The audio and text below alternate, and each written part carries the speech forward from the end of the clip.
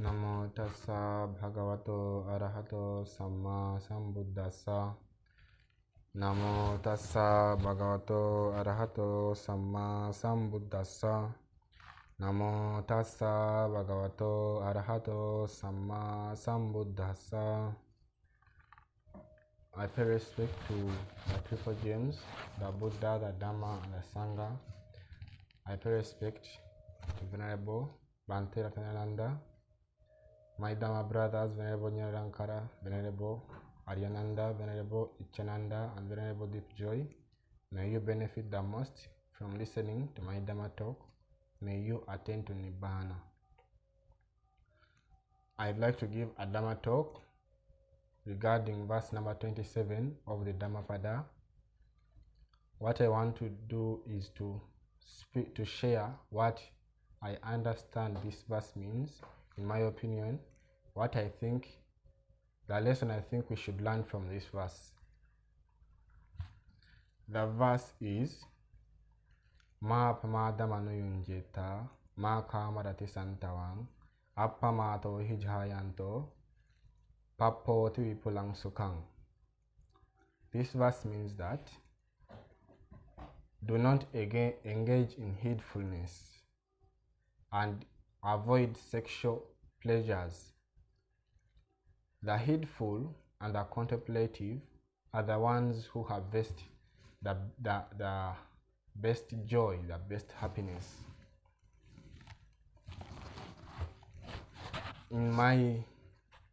How I understand this verse, what I think we should learn from this verse, what I think this verse means, and what the Buddha meant when he uttered it, is that, as it says, not to indulge, first of all, not to indulge in heedfulness, in heedlessness, not to indulge in heedlessness.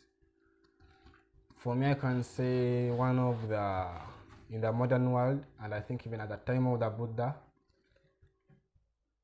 one way in which people indulge in heedlessness, the first step usually is taking alcohol. This is the first step. By taking alcohol, this must be common knowledge that when we take alcohol, as the fifth precept, by taking this precept, we say that we shall not take any intoxicants that cause heedlessness. So by taking intoxicants, it causes heedlessness. The reason heedlessness is very, very dangerous, first of all, with heedlessness, all the other precepts can be easily broken. For example, the best example is with taking alcohol. With taking alcohol, so it is easy to lie, it is easy to kill, it is easy to commit sexual misconduct, it is also very easy to steal what is not yours. With killing, you might kill something out of anger. Drunk people usually get angry very easily. So killing comes about like that. Stealing, this precept does not talk about stealing. It talks about taking what is not given, while knowing it is not mine, it belongs to someone else. I am taking it. Things like this, taking something that is not given, is that what they refer to, not stealing as I understand it, but taking what is not given. When you are drunk, it would be very, very easy to take what's not yours, thinking it is yours, and like that the second precept can be easily broken. With sexual misconduct, it's also very obvious. When a person is drunk, these are the things they do. Then with lying, it also comes about. All the precepts, the 5 precepts, having broken the 5th, whether you take 10 precepts or 5 precepts or 8 precepts, having broken the 5th precept, one can easily break all the other precepts. This is how heedfulness is dangerous. So this verse says, do not indulge in heedlessness. Then do not indulge in sexual activity, sexual pleasures. This is where I see that this verse is actually mainly meant for the Sangha, the people who have gone forth, who have decided to set their goal as the attainment of Nibbana and to spread the Dhamma. In this verse, I understand that, and I think that it specifically refers to the monks. Though this can also be very, very beneficial for a person who isn't a monk, who takes 5 precepts.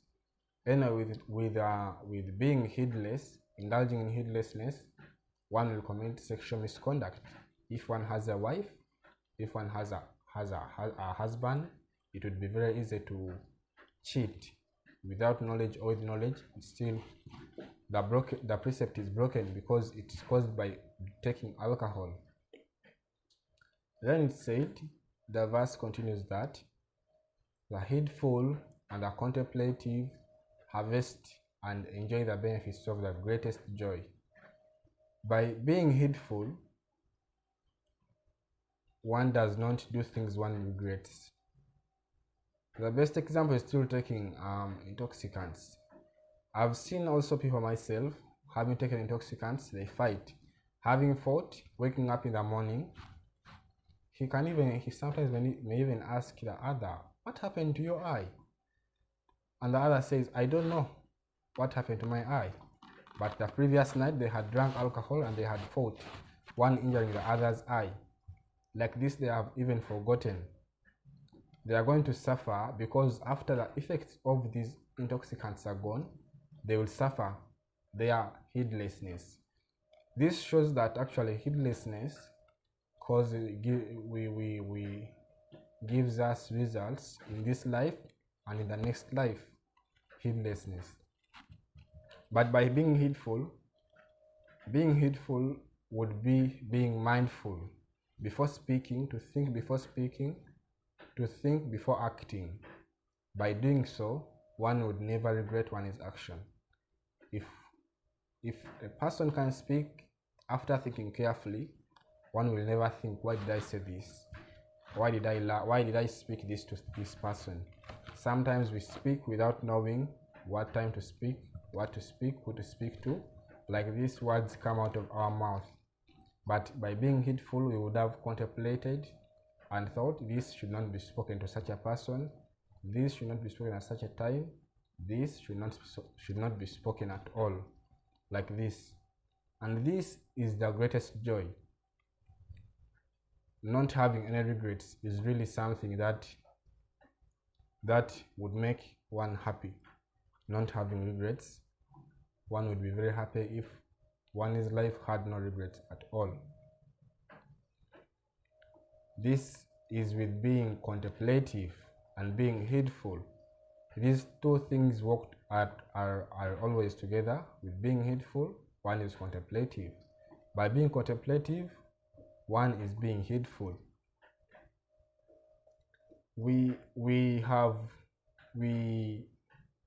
All of us have made some choices that we regret. I believe so. I have also made some choices that I regret right now. But when I read this verse, or whenever I encounter such verses, I think, what if on this day I contemplated? What if on this day I was heedful? This is what comes to my mind. And I'd also like to share a story of how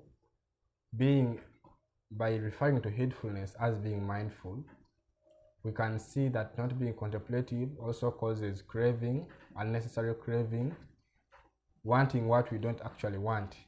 And this of course causes lying and stealing and killing, wanting what we think we want, but we don't want it.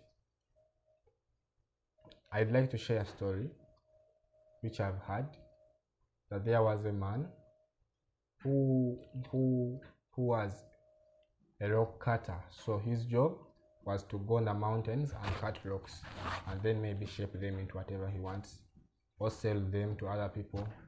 Anyway, this job is for poor people. He was a very poor person. One day he saw a rich man.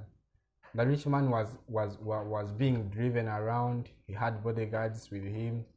So in his mind he began thinking, why am I like this? Why am I not like that rich man? I wish I was like that rich man. I would not regret anything if I was that rich man. Then it's a story. Then God granted his wish. He made him a rich man. He also had bodyguards around him and people guarding him, all of this. Then he stayed as a rich man for some time. Then one day he saw the king. When the king came, even though he was a rich man, he had to bow down to the king. He had to listen to what the king says, humbly, respectfully. Then he thought, if I was the king, I would never ever regret anything. I would be having all I want. Why am I just a rich person? I'm not like a king. I don't have all this authority. So all of this is being hateful. I think he speaking without thinking, contemplating, thinking what this can lead to, whether I really want something or not. Anyway, by thinking so, God granted his wish again. He became the king. Again, in such ways, one day as the king, he was governing his state. The sun was very, very hot for the king. The king then realized, even though I'm the king, the sun is still very, very stronger than me. Why is the sun stronger than me? If I was the sun, I would want nothing else. That God granted his wish. He made him the sun. When he became the sun, while he was lighting the world and other places, clouds came and covered his light. Then he thought, I am a sun. Now no one is seeing me. No one knows about my existence because of these clouds. This means the clouds are stronger than the sun, and they even move wherever they want. If I were the clouds, I would want nothing else in this world. Once again, God granted him his wish of being the clouds this time. He became the clouds. As the clouds, wind kept on moving him here and there, here and there. Then he realized, then he thought, I am just clouds. Wind is like my boss. Wind takes me wherever it wants. What if I was the wind? I wouldn't want nothing else. I can't even control the clouds which control the sun which controls which oppresses kings, the kings that oppress the rich people that oppress the poor people, rock cutters. So I'm above the food chain. Then God granted him his wish. He became the wind. While he was the wind,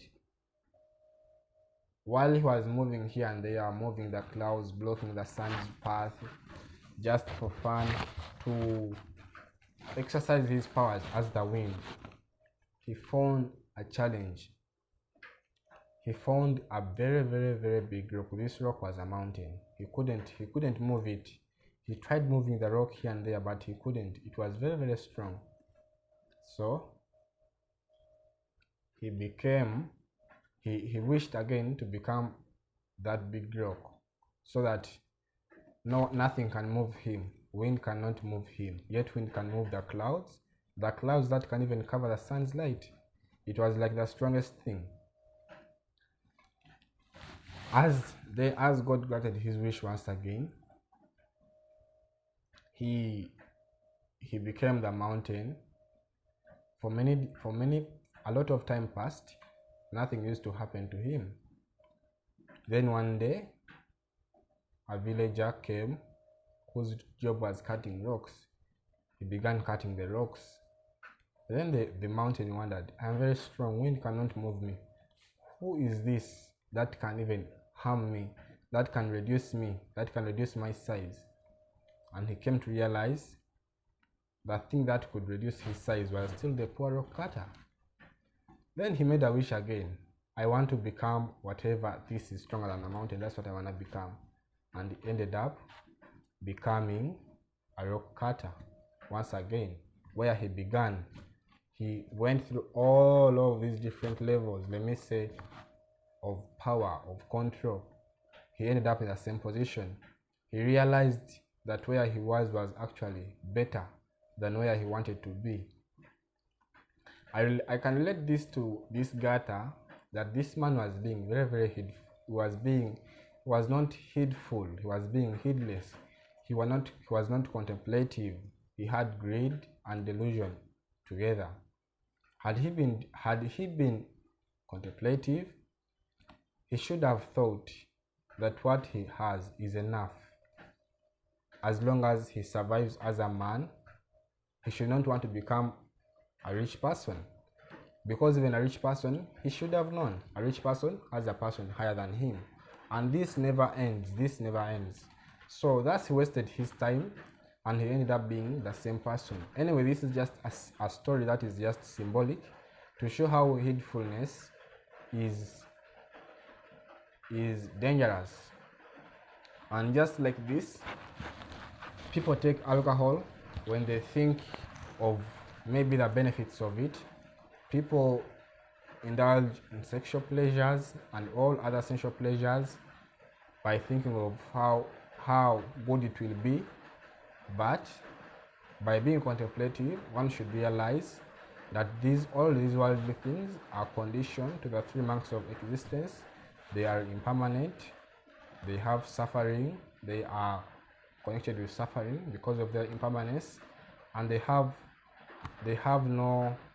are selfless, they have no soul, they are empty things. By contemplating such, this is being heedful, and one would live a good life. Since I think this Gata is most useful and relevant for the monks, for the Sangha, this encourages me through my spiritual life, for spiritual advancement. Following this Gata, being heedful, avoiding sexual pleasures, being contemplative and heedful, I also know, when I think about it, I realize this is the way to Nibbana. In conclusion of my Dhamma talk, I pay respect to the Triple James, to Bhankiratananda, and may my Dhamma brothers benefit the most from listening to my Dhamma talk. May they attain to Nibbana. So